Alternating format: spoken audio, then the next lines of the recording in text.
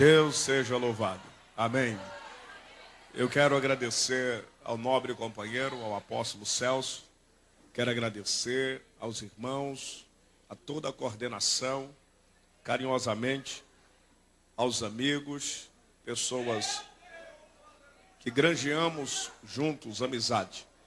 Isso só faz crescer o nosso ministério a nível Brasil e mundo. Quero agradecer de todo o meu coração ao terceiro ano consecutivo, pregando aqui com os irmãos na Igreja Batista Renovada. Aqui é um lugar de bênção. Se o povo bem soubesse, permaneceriam sempre nesta casa. Aqui a gente sente ainda a essência do cheiro do Shekinah de Deus presente. Isto é real. Hoje eu quero pedir desculpa aos irmãos, devido ontem, muitas pessoas queriam subir ali para tirar foto comigo, e eu estava muito cansado. Eu estava esgotado. Me deu desidratação, para você ter ideia. Nem 4 litros de água me recuperou até as 3 horas da manhã. Não tive condições de jantar. Devido, eu estou realizando no Brasil cruzadas junto ao governo federal, junto a alguns deputados, senadores, cruzadas, o projeto Resgate Dando Pão a Quem Tem Fome, que é a minha cruzada, e estamos trabalhando contra a pedofilia no Brasil, muito forte. Aí estamos no norte, realizamos no norte mais de 48 megas cruzadas. E teve dias, uma boa parte, eu tive que pregar das 4 até as 6 horas da tarde. O sol aproximadamente, o sol no solo, ele chegou a 45 graus de calor. E eu venho me desgastando, estou perdendo peso muito rápido. E foi 48 noites e dias marcantes. Aí agora as cruzadas nós vamos realizar no Nordeste. Aí vem Pernambuco, meu estado, vem Aracaju, aí vem Alagoas, vem Piauí, João Pessoa, depois vem para o Sudeste, começando por Minas Gerais. Aí passa Rio, São Paulo, Espírito Santo. Logo em seguida, aí vem para o sul do Brasil. Aí no sul do Brasil começa por Paraná, vem Rio Grande do Sul, Santa Catarina. É um trabalho muito sério, é um trabalho de pessoas que querem ver o Brasil melhor.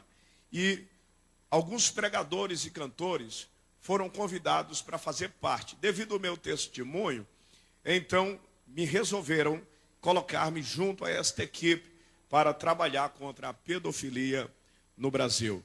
Graças a Deus por isso, porque o trabalho do Senhor está sendo realizado. Amém? Não deixe de orar pelo seu país. Ore sempre pelo seu país. Se você lê a Bíblia como você gosta, você vai perceber que todos os homens e mulheres de Deus, eles nunca deixaram de orar por Israel. Sempre intercederam pelo seu país. Isso não é só patriotismo. Isso é saber que o seu país não é maldito. O nosso país é abençoado. O Brasil hoje é um celeiro de cantores. É um celeiro de pregadores. Aqui Deus está levantando de montante. Deus não está levantando de 1 ou 2. Ele resolveu levantar de carreta cheia de homens e mulheres para fazer a diferença no mundo. Deus me levantou no Brasil. Eu sou um tapa na cara de Satanás. Deus me deu o meu ministério. Logo, logo eu vou parar. Eu não posso pregar muito tempo. Eu tenho que voltar a pastorear a igreja de novo. Eu estou há 5 anos pregando quase todas as noites sem parar. Deus me deu a graça de se tornar o pregador hoje, um dos mais conhecidos e popular da América Latina e no mundo. Eu conheço quase 80 países do mundo, andando sem parar. Mas isto cansa, eu tenho 34 anos, isso cansa demais. Pregar é bom, é gostoso, é maravilhoso, é lindo.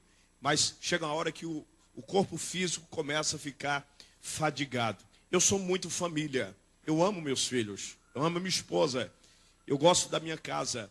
Eu fui pastor de igreja há 13 anos e já estou preparando para o ano de 2010 voltar a pastorear de novo o rebanho e entregar a Deus uma noiva ataviada para ele. Amém?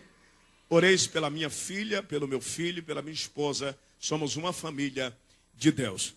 Meus irmãos, eu tenho uma mensagem profética para entregar a sua vida como ontem foi entregue. Esteja preparado para entender o que de melhor Deus quer tratar conosco aqui hoje. Amém? Abra sua Bíblia, por gentileza. Evangelho de Jesus Cristo, segundo escreveu o evangelista Mateus, servo do Senhor. Capítulo de número 10.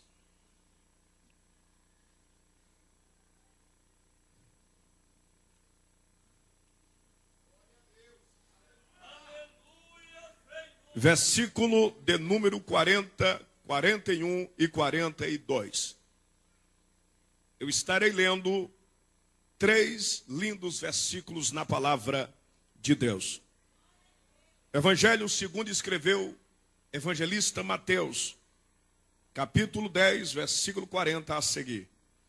Quem achou, diga amém. Amém. Quem vos recebe, a mim me recebe. E quem me recebe, recebe aquele que me enviou. Quem recebe um profeta no caráter de profeta, receberá o galardão de profeta. Quem recebe um justo no caráter de justo, receberá o galardão de justo. E quem der de beber, ainda que seja um copo de água fria, a um desses pequeninos, por ser este meu discípulo, em verdade vos digo que de modo algum perderá o seu galardão. Sentai-vos, por favor. Feche a sua Bíblia. Algo dentro deste capítulo moveu o meu coração. Estava lendo esta tarde e buscando a Deus uma orientação, o que seria apregoado hoje. E Deus me fez mover-se a contemplar, a entender, a discernir a vida de homens, generalizando o grupo formal, tanto homens quanto mulheres, que Deus tem levantado ao longo desses anos para fazerem a diferença na face da terra. Todos nós temos de Deus uma promessa. Promessas para sermos vocacionados, promessas para sermos separados ao ministério, promessas para conquistarmos caminhos longos e vastos, promessas que se estabelecem na nossa vida social, vida jurídica, vida política, vida religiosa. Em todos os âmbitos do nosso viver, se estabeleceu Deus nos fazendo promessa. Jesus Cristo foi levantado por uma promessa. Promessa desde o Jardim do Éden, reconfirmada pela boca de quase todos os profetas, anunciado por João Batista, e ele nasceu para fazer o ministério profético e de salvação na terra.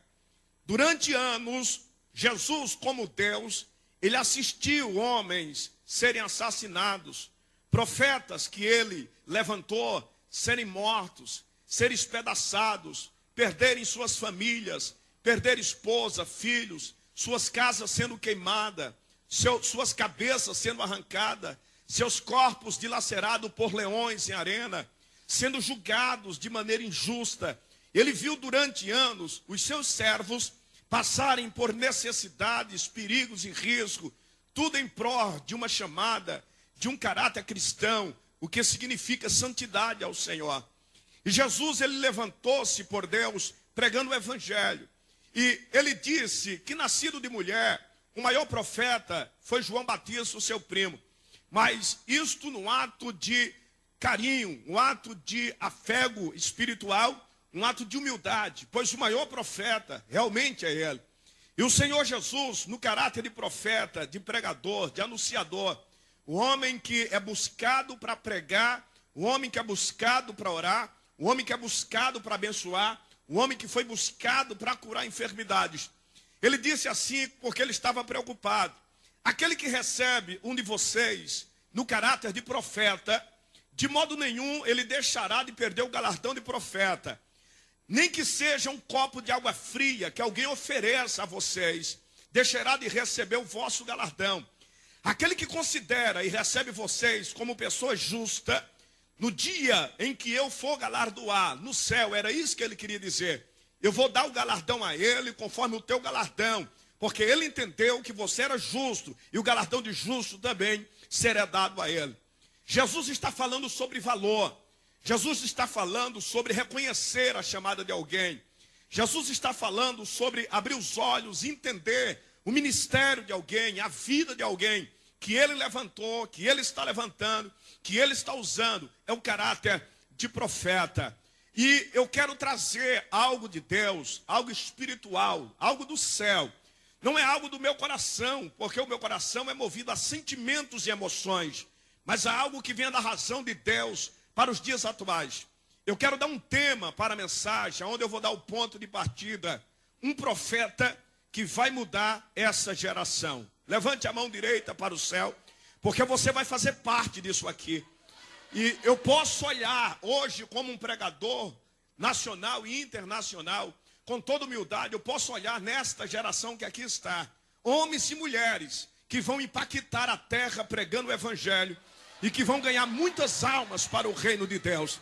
Diga comigo: Deus, faça de mim o profeta que vai mudar esta geração.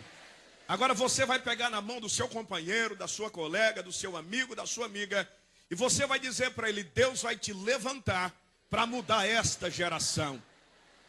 Se você acredita, manda 3 glória gostoso para Jesus, porque ele merece. Dentro do conteúdo da palavra de Deus, glória a Deus por isso, seja Deus louvado. Se é para Jesus, seja mais forte, porque ele merece toda a nossa suficiente adoração. Glória a Deus. Vejamos, senhores e senhoras, que Jesus está se referindo a alguém que ele está enviando. Seriam 12 homens, 12 discípulos: Pedro, Tiago, João, André, Filipe, Tomé, Judas, Bartolomeu. Homens que por ele recebeu a incumbência de ganharem almas, fazer a diferença. Ele está falando sobre pessoas que vão ser enviadas e que precisam ser bem tratadas. E que se alguém não quiser tratar bem, então no mínimo lhe ofereça um copo de água fria. Mas ele diz assim: respeite aqueles que eu estou enviando, considere, dê um abraço nele, dê carinho a ele, reconheça ele, escute a sua voz. É o caráter principal do seu ministério. E quando eu lembro dessas palavras do Senhor, ele que conhece tudo e todos, por dentro e por fora, eu quero lembrar da história de um homem simples, um homem que fez a diferença, um homem de caráter ousado, um homem dinâmico, um homem explosivo. Ele era completamente um homem sanguinário, não refreava a boca quando tinha que falar, e passou alguns problemas, algumas turbulências espirituais na sua vida, devido à sua forte personalidade. Eu quero lembrar da história de um profeta que todos conhecem, mas faz-me bem lembrar, segundo o que Deus informa ao meu coração. Alguém precisa ouvir isso aqui. Eu quero falar sobre Elias, lembrar de Elias, mudar, ou seja, moldar e modular o caráter de Elias, trazer para os dias atuais quem era Elias. O nome Elias significa Jeová é Deus, ou Senhor é Jeová. Elias é um tesbita. Elias não foi um homem rico, um homem milionário, só de graça, de unção e de ousadia. Mas a sua vida comum diária foi uma vida sofrida, devido a ele ser levantado por Deus para combater o pecado de Israel. E esse pecado foi trazido para Israel por meio de um casamento, de um jugo desigual entre Acabe e entre Jezabel. No tempo em que Acabe passou a ser rei de Israel, no período em que Jezabel passou a ser a rainha também de Israel, foi um período turbulento. Há anos atrás, há 30, há 40, 50 anos antes, Israel já estava definhando-se ao caminho de trevas. Israel resolveu trocar Deus, o Deus do céu, o Senhor Criador, o Deus Yahvé, o El Shaddai, o Adonai, o Siddiquenu, o Deus Criador, o Deus Provedor, o Deus Rafá. Israel abandonou Deus de forma literal e espiritual. Israel resolveu adotar outro tipo de Deus para ele, porque Israel entendia que Deus deveria ser trocado a cada 10 anos. E resolveram trocar o Deus do céu por um Deus pagão, chamado Baal, o Senhor da terra, o Senhor das trevas, o Deus dos homens, o Deus morto. E a partir daquele momento, Baal passou a ser o Deus vibrante, o Deus da glória de Israel. Israel simplesmente esqueceu as promessas feitas a Abraão. Israel se esqueceu do momento em que Deus levantou Moisés para tirar Israel da garra de Faraó. Israel se esqueceu do período de Josué, o grande líder que fez a cruzada para Israel entrar em Canaã, e resolveu adotar Baal como seu senhor. E Baal passou a ser o Deus líder de Israel. Em todas as casas, alguém só falava de Baal. Na boca de todos os jovens, eles anunciavam Baal. Nos lábios das mulheres, era Baal. Se você fosse no templo e conversasse com alguém naquele momento e perguntasse qual era o ibope de Baal, ele dizia não, porque Baal é o nosso Senhor. Então Baal era o cara, Baal estava na moda naquele momento. Ser adorador do Deus do céu era ser atrasado, retrógrado, era ser simplesmente alguém do passado. Ser adorador de Baal era ser avançado, de ideias limpas, políticas e de raciocínio fértil. Eram os adoradores de Baal. Aqueles que tentavam buscar o Senhor eram tratados como pessoas cegas, mortas, sem entendimento. Aqueles que buscavam a Baal eram considerados como pessoas de avanços sociais, avanços bem-estar do seu viver. Baal estava no auge no momento. E naquele momento todas as casas adotaram uma placa que eram adoradores de Baal. A igreja do Senhor, o santuário do Senhor, para você ter ideia, perdeu o altar, perdeu a arca da aliança, perdeu a pia do lavatório da santificação, perdeu o lugar de incensário, perdeu o lugar onde os levitas adoravam, e tudo era oferenda a Baal. De tal forma que quando se nascia uma criança naquele período, o que os pais, os parentes mais se preocupavam era se a mãe ou o pai colocaria o nome do menino, no mínimo com uma ligação peculiar a Baal. Alguém queria ter uma ligação a Baal, pois Baal era o Deus daquele momento. Mas Deus tinha um plano, Deus tinha um projeto. E nesse plano de Deus, ele teve que entrar em ação para fazer com que o povo entenda que quando ele quer agir e quando ele tem um projeto na vida de alguém, ele faz com que esse alguém se torne a pessoa mais diferente de uma geração. Ninguém faz história se não fizer uma coisa absurda que todos pasmem e escrevam em um jornal, em um livro ou em uma revista. Ninguém faz história se não fizer algum tipo de loucura. Todas grandes histórias, tanto bíblicas como histórias de homens que marcaram na terra fazendo coisas boas ou coisas más, são coisas que você lê e diz assim, meu Deus, como pode? Quando ele fez coisa boa, lá na frente você elogia e diz, esse cara teve coragem, é por isso que ele chegou. Quando ele faz coisa má, ele diz, esse aqui é um louco, foi um burro quadrado, que fez algo errado e perdeu a sua vida. Mas alguém tem que fazer algo que marque na história. E eu quero mostrar para você a realidade da minha geração e daquela geração. Naquele momento, uma família, nas proximidades de Gileade, uma terra chamada Tesbe, que é conhecida como vilarejo do Tesbita. É por isso que o seu nome, o Elias, vai ser chamado Tesbita. Não era uma cidade como Maringá, como Londrina, cidades bonitas que temos aqui no Paraná, como Curitiba. Não era uma cidade grande, era simplesmente um vilarejo muito pequeno, que não tem nem raiz de mapa naqueles dias. Era um lugar comum. E Deus resolveu olhar de cima para baixo e escolher aquele pequeno lugar, aquela pequena cidade, aquela pequena província. E simplesmente um casal, eles têm contatos naturais e a mulher engravida. E quando a esposa engravida, todos estão preocupados, porque a criança tem que nascer bem e precisa de todos os cuidados e dos aparatos naturais e comuns.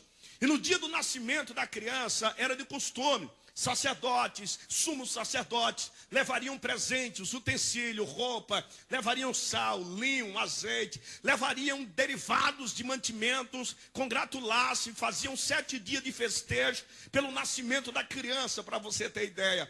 E todos, quando entravam naquela casa, principalmente o sumo sacerdote, a primeira pergunta que eles perguntavam era se aquela família era débito a Baal, se eles amavam a Baal, se eles eram adorador de Baal, se eles tinham Baal como Deus da sua vida, e se o nome da criança era ligado, no mínimo, a Baal. Infelizmente, naquele dia o sacerdote, ele não foi bem sucedido.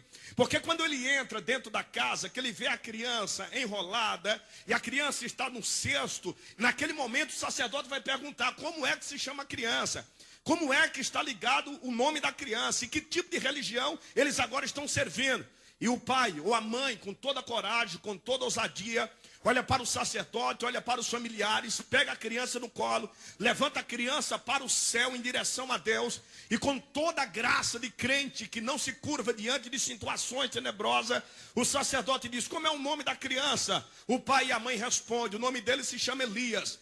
E quando diz que o nome do menino se chama Elias, todos pasmam, todos ficam estarrecidos, eles não acreditam. Mas não pode, vocês são loucos, vocês querem sozinhos lutar contra uma geração inteira. E eles dizem: o nome dele é Elias, porque até hoje o nosso Deus não é Baal, o nosso Deus é o Senhor Jeová, aquele que criou os céus e a terra. A partir daquele momento, toda aquela região, segundo os historiadores, passa a ser uma região perseguida. Dali em diante a história se encerra. Mas os cálculos geográficos dizem que toda aquela província foi destruída devido ao nome que foi colocado naquela criança. Os pais desaparecem. E Elias aparece na história sem os pais. Ele aparece já com uma certa idade. É um jovem diferente. É um homem que agora vai criar uma igreja. Para você ter ideia, ele abre uma igreja. E na igreja dele, ele coloca o nome Rancho dos Profetas. É a mesma igreja do profeta Samuel. E naquela igreja ele começa a procurar jovens, mulheres e homens que querem migrar no seu ministério e que adote Deus como verdadeiro Senhor de Israel. Elias vai lutar contra o tempo, porque naqueles dias Elias ouviu dizer que Acabe e Jezabel estavam completamente adorando a Baal, e que o altar era destruído, e que profetas de Deus lá não tinham valor, e que Jezabel e Acabe já tinham mais de 850 profetas que eram adoradores de Baal. Naquele momento Elias se vê simplesmente em uma porta travada com ferrolho de ferro que não dá para se mover. Então Elias entendeu: a única maneira desse povo voltar a Deus, a única forma deste povo voltar a ser o que era, é se Deus agir de forma horrível, ou terrível, ou estranha. Mas naquele momento Deus delega a Elias um tipo de autoridade que nenhum homem na terra pode receber, a não ser se for dada por Deus. Elias olha para o céu e olha para a terra. Israel estava vivendo da economia, da agricultura e da pecuária. Elias entendeu que para Israel voltar ao Senhor, era só se um tipo de fome ou de miséria entrasse na terra, para que naquele momento de uma crise o povo buscasse a Baal, e que Baal não respondesse, e aí o povo ia reconhecer que Baal não era Deus. Então Elias levanta as mãos para os céus. Eu não sei se ele ora ou se tem um diálogo avançado, mas ele tinha muita comunhão com Deus.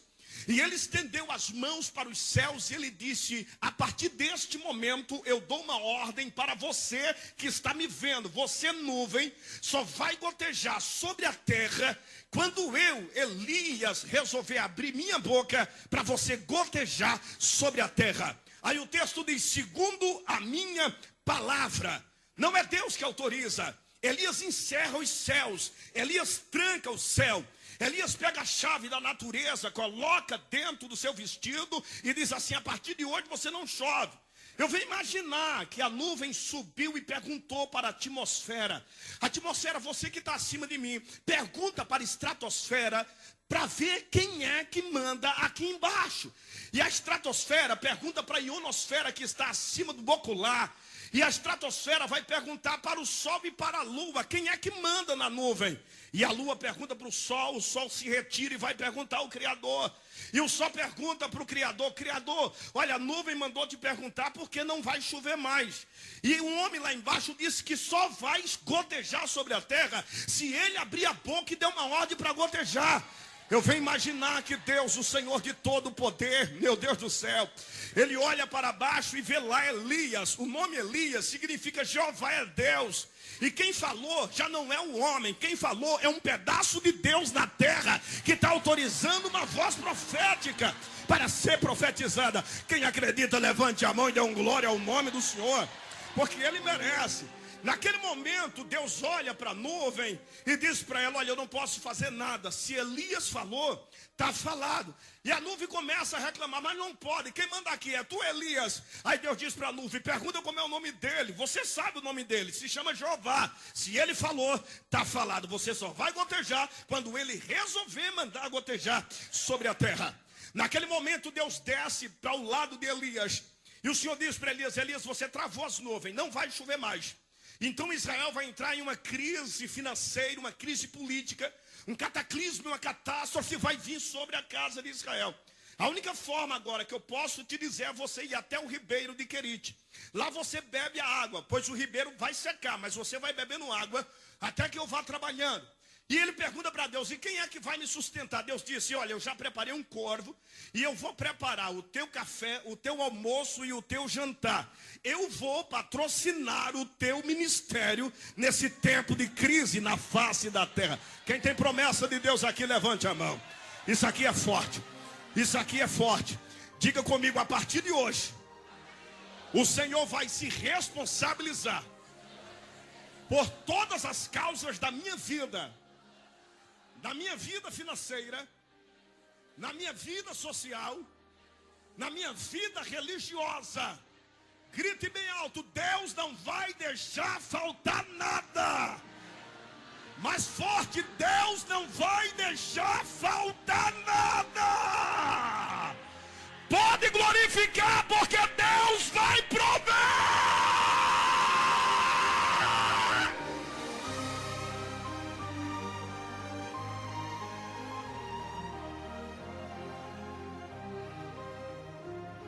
Você não vai morrer, você não vai desaparecer, você não vai perder, você não vai ser destruído. Ele vai cuidar de você. Elias vai para o ribeiro, o corvo traz o pão para Elias. Elias come, o corvo dá tchau para ele e diz: olha, vamos se encontrar aqui até as 5:30 da tarde. O corvo vai embora. Quando é 5:30 ele volta e traz o jantar, pergunta se está tudo bem com Elias. Elias come. Mas a Bíblia diz que o ribeiro secou, o ribeiro vai secar. Alguma coisa na nossa vida seca, alguma coisa na nossa vida deixa de fluir, alguma coisa na nossa vida cessa. E quando cessar, não é para o pior, porque Deus vive de novidade, Deus não gosta de repetitividade. Deus vai prover algo grande, algo novo, tremendo na tua vida, que vai marcar história para você. Isso que você pensa que perdeu não se compara ao que Ele está preparando. Isso aí se chama sobra. E se perdeu é porque não presta. Para Ele é resto. E você não vai viver do resto. Ele vai te dar o melhor para você. Oh, meu Deus. O profeta Elias recebe a chamada de Deus e sai do ribeiro. E ele pergunta para Deus: para onde é que ele vai? O Senhor diz para ele: olha, saia daqui e vai para a região de Zerepta, pois eu já ordenei a uma viúva que te sustente. Olha aqui para mim. Quando você lê a história de Elias, você imagina que é um ato de ping-pong. Toca aqui, me dá ali. E não é assim. Elias nunca se prostrou perante a Baal. E Elias imaginava que todas as casas de Israel eram adoradores de Baal. E Deus falou para Elias: há uma mulher, ela é viúva, ela é pobre, perdeu o marido, mas ela é crente, crente para rachar. De tal forma que eu falo com ela, porque ela não se dobrou a Baal. E eu vou falar mais ainda para ela, que ela vai ter que fazer comida para te manter. Corre para lá. Elias chega na região de Zerepta, ele encontra a viúva, ela está rachando leite, tirando água, uma mulher sofrida. Não é uma mulher milionária, não é um empresário, não é dona de loja, não é dona de nada, a não ser do seu próprio filho. E quando ela vê Elias, ela fica feliz, porque ela nunca tinha visto Elias. E Elias era um profeta diferenciado, era um prazer quando alguém achava e via ele. E quando Elias é cumprimentado por ela, ela diz: o que vieste fazer? Ele disse: eu vim à tua casa, o Senhor me mandou aqui. Quando chega dentro de casa, ele está faminto, a sua barriga está pegada nas costelas. Pensa, irmão, está roncando. Igual a fome que eu passei na rua. Elias estava desesperado. De tal forma que ele disse assim, tens o que comer? Ela olhou para ele, deu um sorriso amarelo e disse assim, olha, a única coisa que eu tenho aí é um pouquinho de farinha, um pouquinho de azeite. Eu vou fazer um bolo para mim, para comer. Eu e meu filho beber água e morrer. A mulher já estava se autodeterminando, eliminada de viver e ver Deus realizar as promessas na vida dela. Elias olhou para ela, porque ela imaginou, Deus está mandando esse grande profeta na minha casa, ele vai fazer aquela baita oração, quebra tudo, quebra corrente, e depois que ele orar, tudo vai mudar. Elias faz o contrário. Elias disse assim, então você faz primeiro o bolo para mim. Ela olha para ele e não entende. É impossível. O moleque que estava do lado com muita fome, dá uma olhada para a mãe, e diz assim, mamãe, a senhora tem certeza que vai dar esse bolo para esse profeta? Elias disse, é primeiro para mim, eu quero primeiro para mim. Depois que você der primeiro para mim, eu vou liberar a palavra profética para você. Primeiro para mim. É isso aí que o povo não entende. Ele quer a liberação da palavra profética sem abençoar o profeta. E isso nunca aconteceu em Israel. Todos que fossem visitar um profeta, primeiro presenteava o profeta, para depois a palavra profética ser liberada pela sua boca. Pastor, isso não é barganha, Deus não barganha, é um ato de gratidão. Eu te dou e tu libera, eu te abençoo e tu me abençoa. Tem que abençoar primeiro o profeta. Aí ela faz o bolo, Elias bem folgado, senta na mesa, pega os talheres, pega o bolo, come lentamente, bem devagar, e o menino com o zoião desse tamanho, as lombrigas dando nó nas tripinhas dele, ele começa a chorar, a mãe desesperada. Depois que Elias come, Elias bebe água, se levanta e diz assim para ela, sobrou alguma coisa ainda, minha senhora viúva? Ela diz, olha, só sobrou um pouquinho de farinha, a rapa da panela e um pouquinho de azeite. Elias dá um sorriso, agradece a Deus, barriguinha cheia para profetizar, e diz assim, agora me traz a panela e me traz a botija de azeite.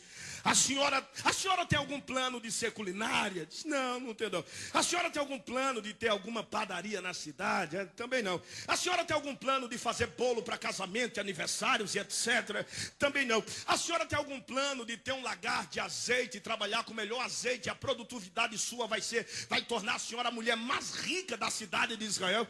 Também não. Então a partir de hoje eu vou liberar tudo isso aqui para a senhora. Não falta mais farinha na panela, nem faltará azeite na botija.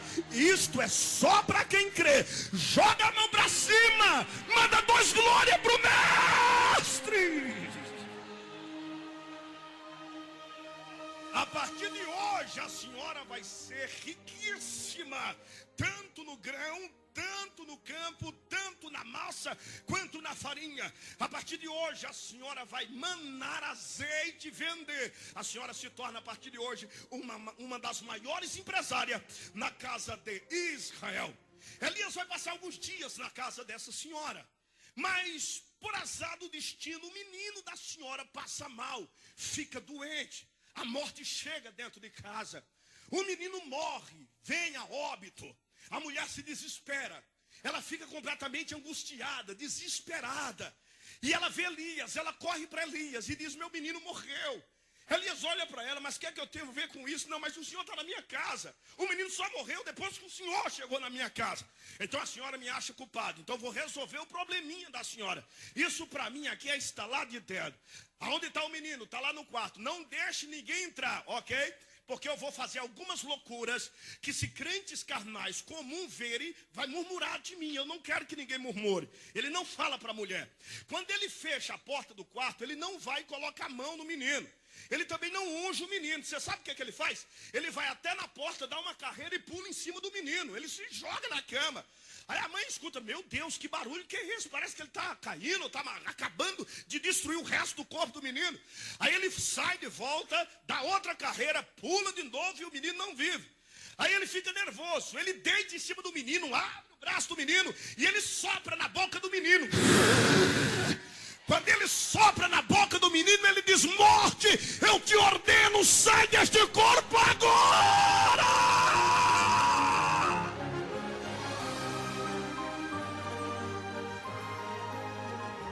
Tem alguns crentes dentro da igreja que você tem que reagir a ele. Ele não reage. Ele é morto, ele é um nerd, ele é um parado. Ele é como se fosse um débil inocente de uma razão. Como se fosse um mangó do sentido espiritual, que ele não se capta, nem se toca, não se liga, nem se sente, nem se vê e não se recebe. Deus está falando, ele está pensando na novela. Deus está operando, está pensando no filme que vai passar mais tarde. Deus está trabalhando, está pensando no namorado que não veio para a igreja. Deus está batizando, está pensando no marido que não vinha adorar a Deus. Pelo amor de Deus, te concentra, conecta no céu, liga a internet espiritual, deixa Deus trabalhar na tua vida. Só quem está ligado, abre a boca para adorar, que eu quero ver.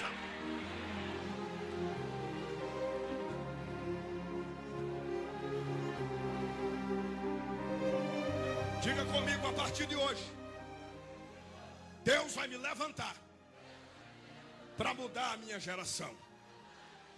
O menino ressuscita. O ministério de Elias é marcado com poder, muita autoridade espiritual. Deus diz para Elias: sai de Zarepta. Você não pode mais ficar na cidade. Você já fez o que tinha de fazer. Eu vou para onde, Senhor? Desce para o local onde tu sempre esteve. Vai ao monte orar. Quando ele vai descendo ao monte, nesse período, a seca e a fome se estabeleceu dentro de Israel. Escuta, isso aqui é sério. Quero falar com calma para você entender. Uma palavra de um homem de Deus mudou durante 3 anos e meio o curso de toda a riqueza de um país. Ninguém vendeu mais, ninguém comprou mais, não tinha linho, não tinha púrpura, não tinha carmesim, não tinha azeite, não tinha sal. De tal forma que Acabe teve que sair do palácio, montar no cavalo, pegar Obadias, que era profeta, e sair procurando água em qualquer lugar. E Acabe perguntava para Obadias: Obadias, que desgraça que é essa que não chove? Obadias dizia: foi Elias, que eu estou sabendo. Elias disse que não é para chover. E eu imagino a preocupação de Acabe, mas como é? Deus agora vai se submeter a um homem na terra e não mandar chuva? Ele vai ver uma nação inteira morrer, porque um homem que é metido a santo disse que não podia chover. Obadias disse: pois é, ele disse que não vai chover enquanto ele não falar. Mas qual é o problema, Obadias? Obadias diz: é porque vocês são adoradores de Baal, e ele é envenenado contra Baal. Ele não gosta de Baal, ele não aceita Baal, ele não admite Baal, ele não concorda com Baal. Você quer saber quem é Baal? Noites de sexta-feira, os adoradores de Baal matavam mulheres. Os adoradores de Baal tinham relações sexuais com mulheres mortas na frente de Baal. Adolescentes eram abusadas, estupradas sexualmente de frente a Baal. Eles praticavam orgias carnais que você nem pode imaginar diante de Baal. E Acabe e Jezabel ainda queria que Elias aceitasse a pornografia dentro de Israel. Se o meu Deus é o Deus santo dos santos, não há como aceitar. Elias jamais admitia uma natureza pervertida como esta. Acabe sai para procurar água e não acha. Por sorte de Obadias, Obadias viu Elias andando no deserto. Obadias correu até Elias, parou o profeta Elias e disse: profeta Elias, paz do Senhor. Elias olhou para ele e disse: paz do Senhor, Obadias. Ele disse: olha, mas quanto tempo estamos te procurando em tudo que é lado e nós não te achamos. E eu sei muito bem que tudo está acontecendo conforme Deus usou tua boca. Acabe está querendo te ver. Vai em Jerusalém, vai em Samaria, fala com Acabe que ele está querendo falar contigo. Elias olhou para Obadias e disse: o que é que eu tenho com Acabe? Quem é Acabe para mim? Quem pensa ser Acabe no jogo do bicho? Eu não tenho nada com Acabe. Eu não devo satisfação para Acabe nem para Jezabel. O cara era atrevido. É o risco de um crente com muita unção. Ele fica fora do normal. O controle da boca fica indominável. É Deus puro na vida dele. É muita graça de Deus na vida dele. Disse: quem é Acabe em Israel? Naquele momento, Obadias para. Obadias tem que vestir a capa da humildade e dizer: olha, profeta Elias, Se tu não sabes, eu, Obadias, tenho guardado profetas. Jezabel anda mandando matar os profetas. E de 50 em 50, eu ando escondendo os profetas do Senhor. Elias disse, opa, me interessei. Quer dizer que você é um dos que apoiam o profeta? Ele disse, apoio. Você guarda profeta? Ele disse, eu guardo. E tem mais, profeta Elias, eu fui mandado para te levar agora para Acabe, lá para Samaria. Ele disse, eu não vou. Aí Obadias disse assim, temo eu ao Senhor, sabendo que se eu sair da tua presença, o Espírito de Deus te leva para ali e para lá. Sabe o que Obadias estava dizendo? Tu és tão cheio de unção, Deus é tão colado na tua vida, que em alguns momentos tu não anda nem de cavalo, nem de camelo e nem a pé. O Espírito de Deus te pega pelo corpo da unção e te teletransporta pelo tempo na razão da graça. Isso é só para quem crê, diga glória a Deus por isso. Fala para teu irmão, a partir de hoje eu vou entrar em outra dimensão. A unção que Deus me deu não é para ficar de boca fechada. Pode falar. A unção que Deus entregou na minha vida não é para ficar com as mãos paradas, é para ungir. A unção que Deus te deu não é para ficar com os pés estacionados, é para caminhar. Se amarrarem teus pés, louva com a mão. Se amarrarem tuas mãos, louva com a boca. Se fecharem tua boca, Deus vai te teletransportar nas asas do Espírito.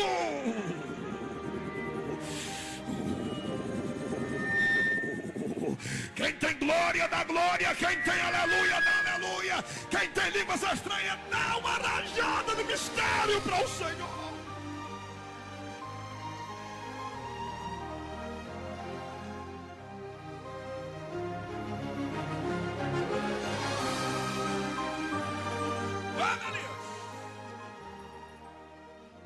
Elias olhou para Obadias. Agradece, Obadias. Retorna para mim, por favor. Parabéns, Obadias. Você é um dos tais que eu posso confiar. Você não deixa profeta morrer. Assim eu me apresento a Acabe.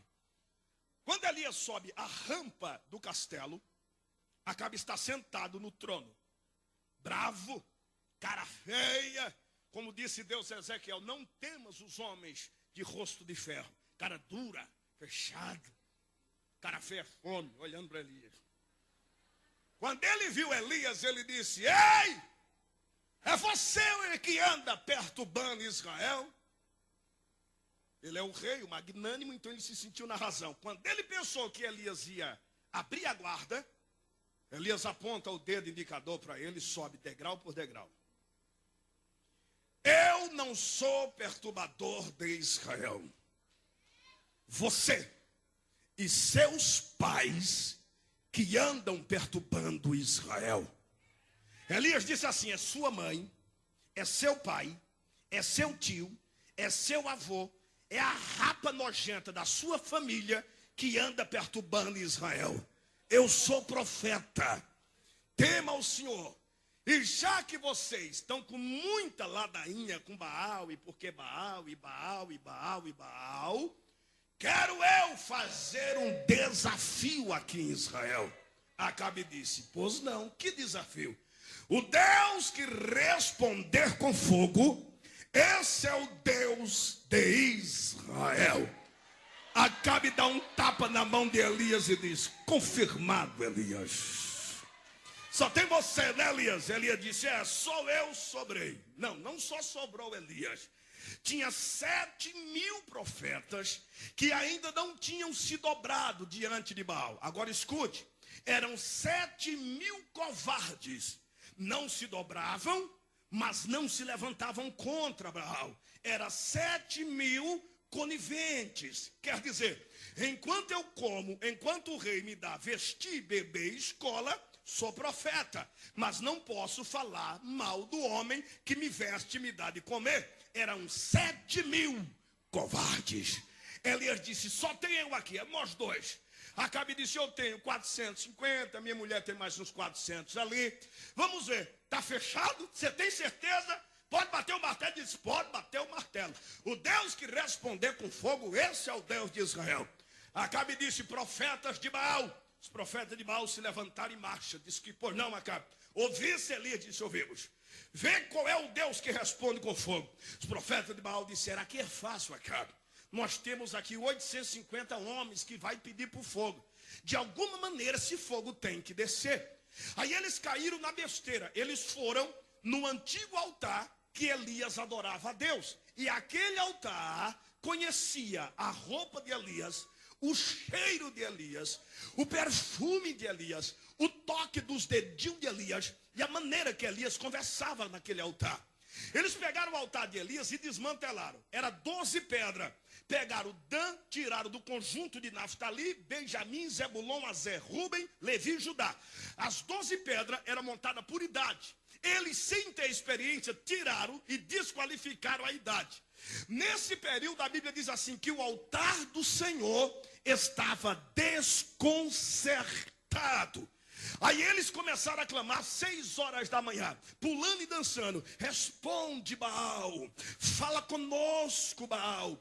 Baal lindo. E as mulheradas com a enxuquinha na mão. Lindo, maravilhoso, gostoso, Baal, Baal. 10 horas da manhã, chamou a turma da batucada pesada. Vai, Baal, vai, Baal, vai, Baal. Nada. 11 horas, chamaram a turma do choramento. Ai, Baal, Baal, Baal, nada. 11h30, Elias desceu do monte, bem sossegado.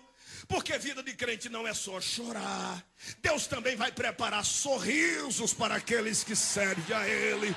Vida de crente também é cantar, é se alegrar. Vida de crente também é dançar na presença dEle.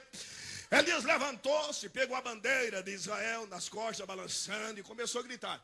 Ei, adoradores de Baal! Eles olhou para Elias e disse, e aí, o tempo acabou? Elias disse, não, calma aí. Será que Baal não está viajando? E Baal bem na frente deles, todo mundo não, ele está aqui, Elias. E Elias começou a dar gargalhada. Porque dizem que crente não pode sorrir. Dizem que crente não pode dar uma zombadinha do adversário. Besta ele se cair na minha reta. Ah, mas eu vou zombar. Ah, mas eu vou sorrir. Ah, mas eu vou me alegrar com certeza. Deus me disse que o tempo da tua humilhação está passando, está tirando, está arrancando. O tempo de cantar está chegando na tua vida, na tua casa e na tua família.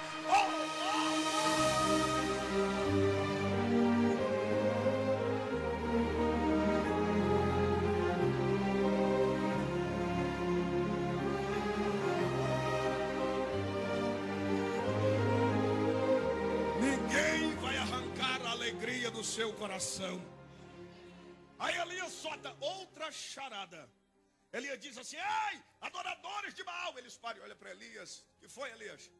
Elias diz, será que Baal não está resolvendo um problema mais sério do que este? Eles, não, tem não problema mais sério do que esse. Elias volta de novo. Ai, me cutuca, Jeová. Me controla, vai, Jeová, me controla. Aí faz cara de sério. Ei, será que Baal não está atendendo outra pessoa? Não, Baal está ali ainda. Então tá bom. Eu vou dar 30 minutos de prorrogação para vocês. Aí eles pegou a faca e disse, ou ele responde no grito ou na faca. Aí começaram a se cortar.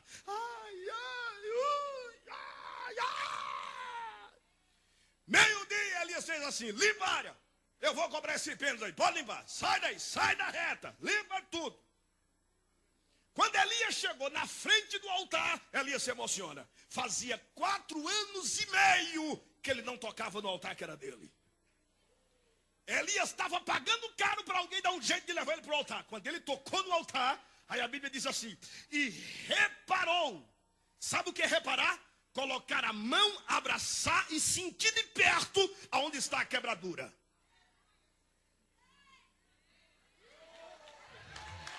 Isso significa, o zelo pela tua casa me consome, Senhor.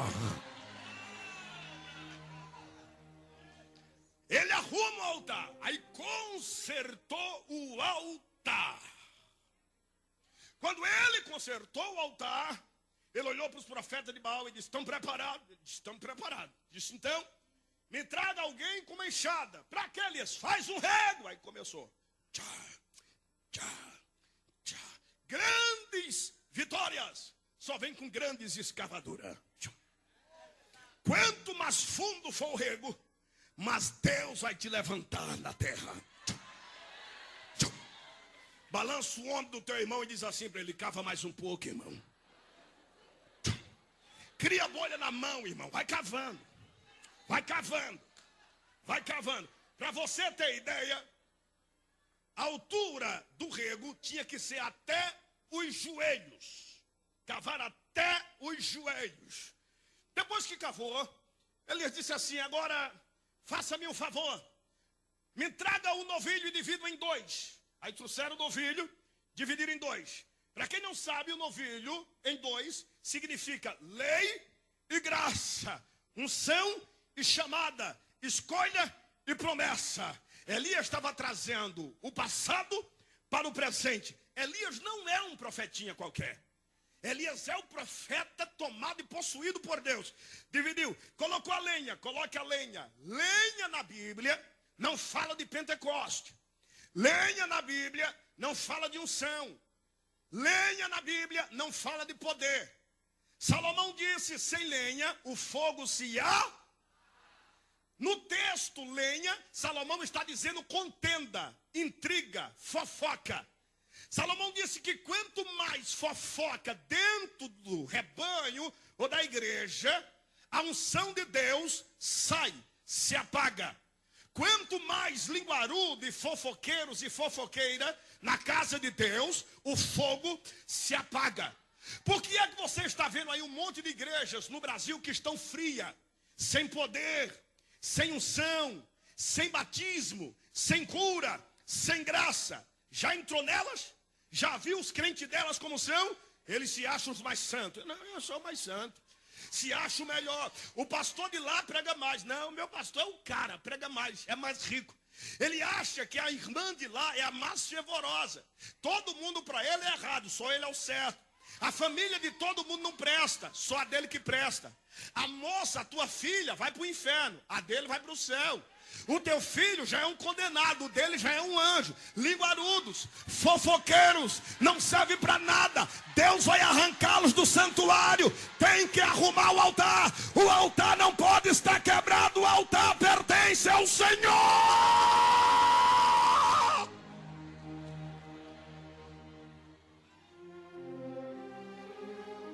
Tira a lenha, coloca para o fogo e o sacrifício em cima dela. Segundo, Elias disse: agora me tragam 4 cântaros de água, aproximadamente 680 litros de água. O diâmetro maior, 1.200 litros de água. Olhe para mim, fazia-se 3 anos e meio que não tinha caído uma gota d'água em Israel. Aonde é que Elias vai achar água? Ele disse: quer vitória? O povo disse: queremos, me tragam água. Quer abundância? Queremos, me arrumem água. Quer sucesso? Eu quero, me traga água. Quer mudança de vida? Quero, me tragam água, eu quero água. Eles olharam para Elias e disseram: pastor Elias, profeta Elias, quem colocou na tua cabeça que tem água por aqui em Israel? Só tinha 2 lugares que tinha água: no palácio de Acabe e a 32 quilômetros na costa do oeste, atrás da montanha. Elias olha para eles e disse: grandes vitórias vêm com grandes esforços. Tragam-me água. Tira da onde não tem, que Deus coloca o que ele tem. Arranca o que não pode, que Deus vai fazer o impossível pela tua vida. O mandastere que manto quer que andastere raia. A me foi a fé que for que reme chore que mandureia. Deus me disse que está pegando alguns crentes aqui hoje vai encharcá-lo numa unção tão grande, tão poderosa, tão sobrenatural. A unção de Deus vai ser próspera na sua vida.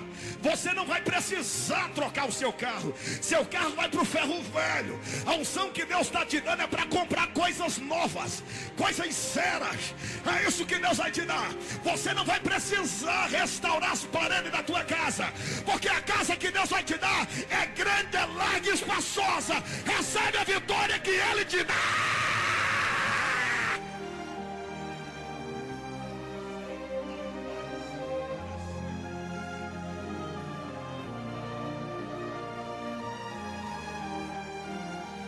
A sua empresa não vai falir.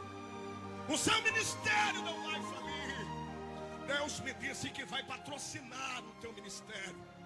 Não vai faltar uma agulha sequer para você vestir. Não vai faltar um botão na tua roupa. Não vai faltar o pão da tua mesa. Os teus inimigos saberão quem é Deus na tua vida. Aqueles que falaram mal de você vão te pedir perdão, reconhecendo quem é Deus na tua vida. Aqueles que deixaram de te abraçar vão ter que te pedir abraço pela unção de Deus na tua vida. Jogaram praga em você, jogaram maldição em você, e pensaram que praga e maldição pegam em crente cheio do poder. O Espírito de Deus te revestiu com uma autoridade tão suprema, tão divina e tão sobrenatural. O mal que te fizeram foi o bem que te trouxeram. A partir de hoje a tua vida vai mudar, vai mudar, vai mudar, vai mudar, vai mudar, vai mudar, vai mudar.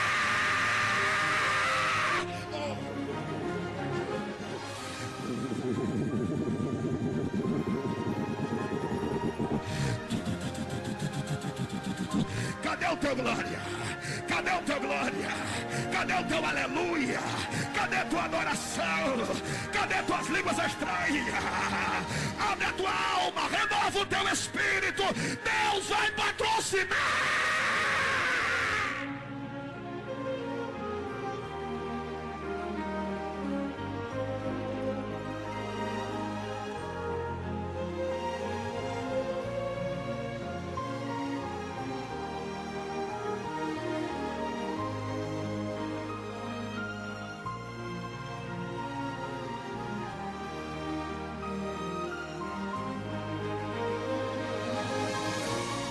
Você tem vivido mais de cabeça baixa do que de cabeça erguida.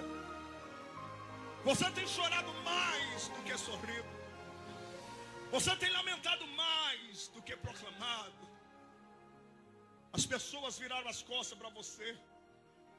Os melhores amigos que você tinha estão te distratando. Alguns receberam demônios. Chegaram a esnobar de você corpos indecentes, cheios de setas malignas. Devido a uma queda tua, um fracasso teu, eles disseram que você perdeu a guerra por inteira. Foi uma peleja só. Deus conhece você por dentro e todos os seus dias. Tudo que você tem feito para Deus, Ele tem escrito, Ele tem marcado. O seu louvor quando você canta, os passos que você sai da sua casa e vem à igreja, os dias que você tirou para fazer jejum, os momentos que você tem orado pela madrugada dentro do seu quarto. Deus está vendo tudo isso aí. Quando você chora dentro do seu banheiro, quando você vem dirigindo o seu carro e diz: Deus, eu estou fazendo tudo pelo teu amor. Existe alguém que está olhando para você, está dizendo: eu odeio ele, eu odeio ela. Ele não pode ir tão longe, ela não pode ir tão longe.